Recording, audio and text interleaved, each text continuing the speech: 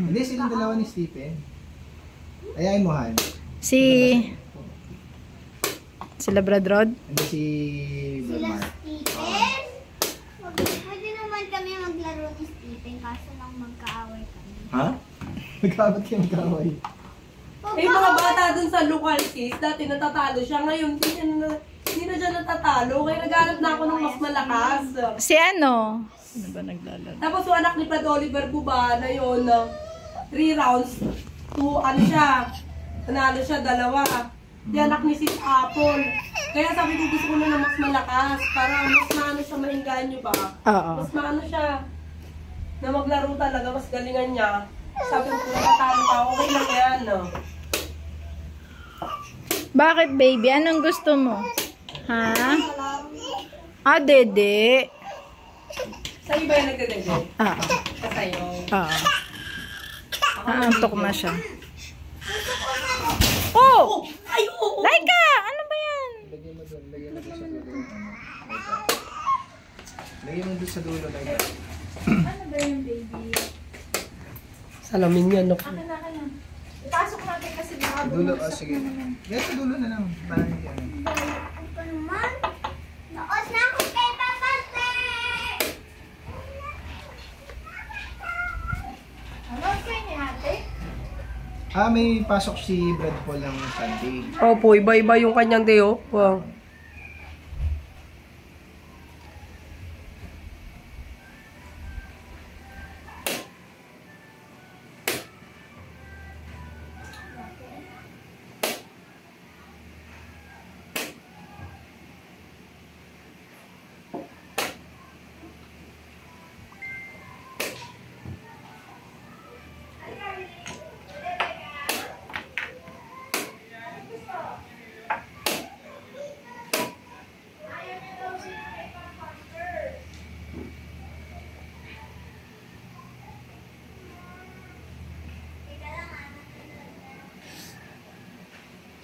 Nandiyan na pala si Derico nag-stay. Opo, pinatira daw siya nung yung nagsasublimation ba yun? No?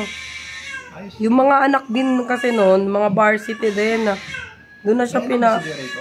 Ay, wala po. Yung anak nung tinitira niya.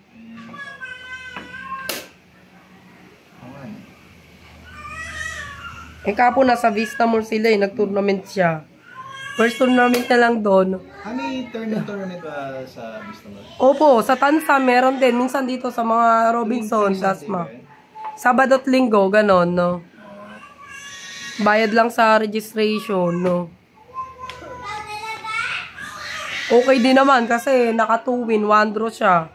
14 below eh.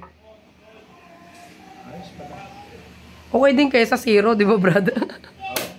Tapos nung Friday, nag-tournament siya dun sa high school. Ilan ding school yun out of 13 boys. 4th placer naman siya.